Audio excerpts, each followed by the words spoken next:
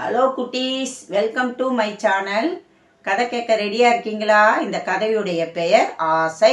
வாங்க வீடியோக்குள்ள போகலாம்.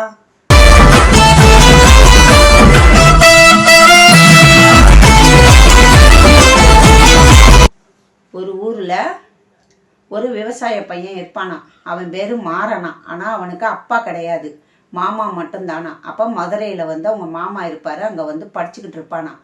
அப்ப படிக்கையில அவன் நல்லா ஒழுக்கம் ஜழுக்கமாக இருப்பானா, நல்லா படிப்பானா, ஸ்கூல்லே ஃபஸ்ட்டாக வருவானா.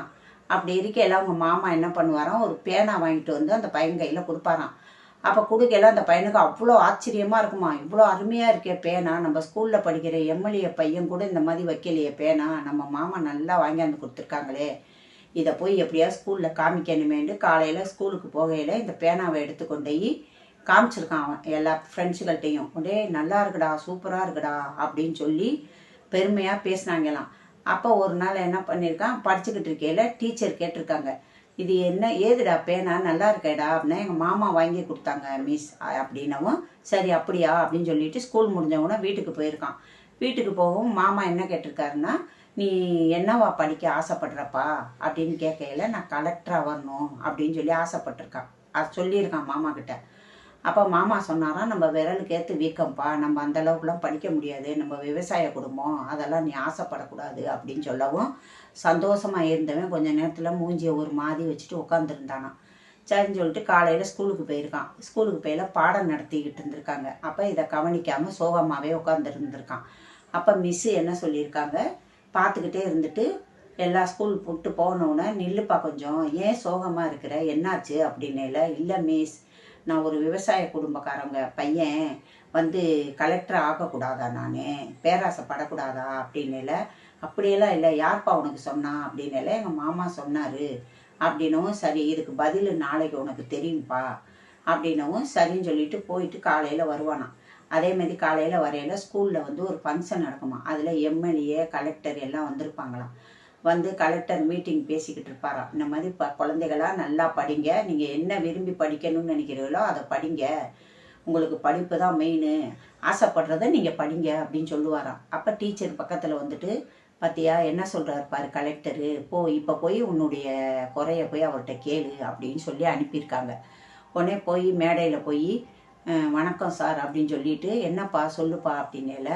இந்த மாதிரி நான் ஒரு விவசாய குடும்பத்தில் உள்ள பையன், எனக்கு கலெக்டர் ஆகணும்னு ஆசை, ஆனால் நான் பேராசைப்படக்கூடாதா, ஆக முடியாதா அப்படின்னேல. யார்ப்பா சொன்னா, அப்படியெல்லாம் கிடையாது, உன்னுடைய ஆசையை உன்னால் முயற்சி பண்ணி நீ படி, அதே நல்லது செய், நன்மை செய்யணும், கெட்டது எதுவும் நினைக்காம நம்ம நல்லதே நினச்சி நீ என்ன முடிவு ஆகணும்னு நினைக்கிறியோ அதை நீ ஆசைப்படுறத நீ படிக்கலாம், உன்னுடைய முயற்சி தான், யாரும் எதுவும் கிடையாது, நானே இந்த ஸ்கூலில் படித்தவன் தான், நானும் ஒரு விவசாய பையன்தான், நான் இப்போ கலெக்டர் ஆகலையா, அது நம்மளால முடியும்னு நினச்சி நீ படிப்பா அப்படின்னு சொல்லவும், அப்போ தான் இவனுக்கு உணர்ந்ததான். அப்போ மிஸ்ஸு கேட்டாங்களா, என்னப்பா நல்லா, சரிங்க மிஸ் நான் படிக்கிறேன் அப்படின்னு சொல்லி நல்லா படித்து அதே ஸ்கூலில் அதே மாதிரியே கலெக்டராக அந்த ஸ்கூலுக்கு வந்தானா.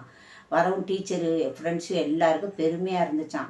மாமாவும் இல்லை பெருமைப்பட்டாராம், பரவாயில்லையே நீ ஆசைப்பட்டதை படித்து முடிச்சிட்டியப்பா, பரவாயில்ல அப்படின்னு சொல்லி சந்தோஷப்பட்டு எல்லாரும் கை தட்டினாங்களாம். இதுதான் குட்டீஸ் கதை. இந்த கதை பிடிச்சிருந்தா லைக் பண்ணுங்கள், ஷேர் பண்ணுங்கள், அப்படியே போய் பெல் பட்டன் அமைக்கிருங்க. எப்போவுமே நம்ம விவசாயக்காரங்க பையன், நம்ம கூலி வேலை செய்கிற பையன் அப்படிலாம் நினைக்காதீங்க. படிப்புக்கு எந்த ஒரு தடையும் இல்லை. உங்களால் முடிஞ்சு எதை நினைக்கணும்னு படித்து சாதிச்சு படிக்கிறீங்களோ, ஆசைப்படுறீங்களோ அதை உங்களால் முடிஞ்ச வரை படிங்க. படிப்புக்கு யாரும் தடை போட மாட்டாங்க. புரியுதா குட்டீஸ்? எப்போவுமே ஆசைப்பட்டதை நீங்கள் நினச்சி படித்து வெற்றி ஆகுங்க. கலெக்டர் ஆகலாம், டாக்டர் ஆகலாம், அது உங்களுடைய விருப்பம் தான், உங்கள் முயற்சி தான். எப்போவுமே முயற்சி பண்ணுங்க. இதுதான் குட்டீஸ் கதை. பிடிச்சிருந்தா லைக் பண்ணுங்கள், ஷேர் பண்ணுங்கள், அப்படியே பெல் பட்டன் அமைக்கிறேங்க குட்டீஸ்.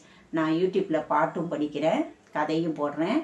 உங்களுக்கு பிடிச்சிருக்கும், லைக் பண்ணுங்கள். நீங்கள் எல்லோரும் எனக்கு சப்போர்ட் பண்ணுவீங்கன்னு தெரியும். எல்லோரும் சப்போர்ட் பண்ணுறவங்க எல்லாருக்குமே ரொம்ப ரொம்ப தேங்க்ஸு.